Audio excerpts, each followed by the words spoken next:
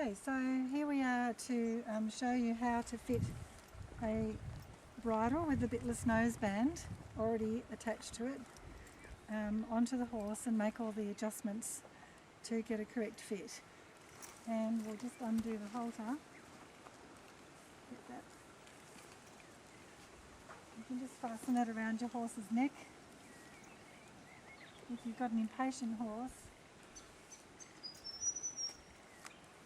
you just have to make sure that he doesn't go knocking us around, because he gets a little bit impatient sometimes with things.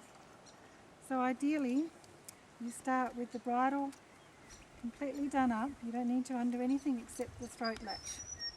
Okay?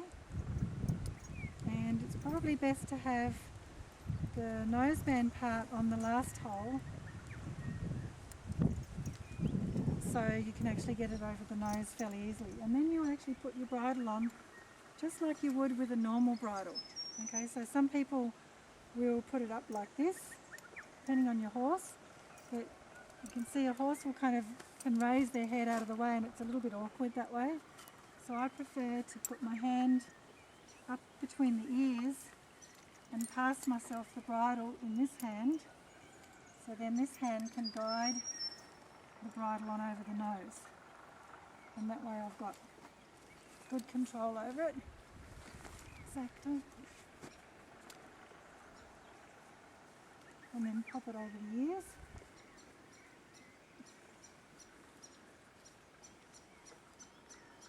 Okay, make sure the brow band is positioned comfortably. Do the throat latch up. And then we can have a look at whether it's positioned on the face correctly. So what we're looking for is that the cheekbones, there's about 3 fingers between the prominent cheekbone and the noseband itself. So with this one, I think we're fairly okay in terms of position. So there's no need to adjust the cheek straps at this stage. I'll just show you if it was sitting a little bit too low, what it would look like.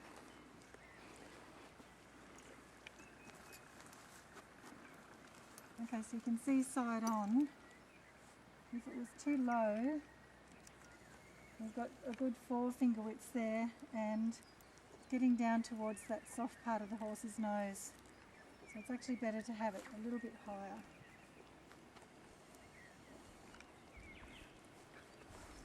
Okay, so now we've got that adjustment correct, we can tighten up the noseband to the correct size, because if we don't actually have that firm enough, even though the chin strap will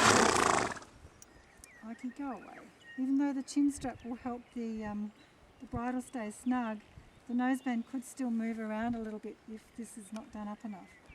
So we're looking to have it so we can get just a couple of fingers between it and the horse's jaw. So we're looking at the bottom jaw. So 2 fingers there, or you can check for 2 fingers under here. So this is kind of almost a little bit loose, but we'll see how it goes. It's better to have it a little bit looser than too tight, because we want to have the horse really comfortable. Then the next thing to check is the connector strap. So the connector strap should be long enough to allow the throat latch to sit back here behind the jaw. So you can see there, here it sits behind the jaw. We could probably do this throat latch up maybe 1 more hole. You really just need enough to put your whole hand through there to give the horse enough room to flex. But that's a good length. If it was any shorter, it would pull that forward. But now you can see when I clip my rein on, if I go to lead my horse forward, the connector strap shares some of the pressure onto the throat latch, which acts on the pole, and so that can then help the horse understand to lead forward. Okay, so we'll move on to the next step in adjusting the chin strap in just a moment.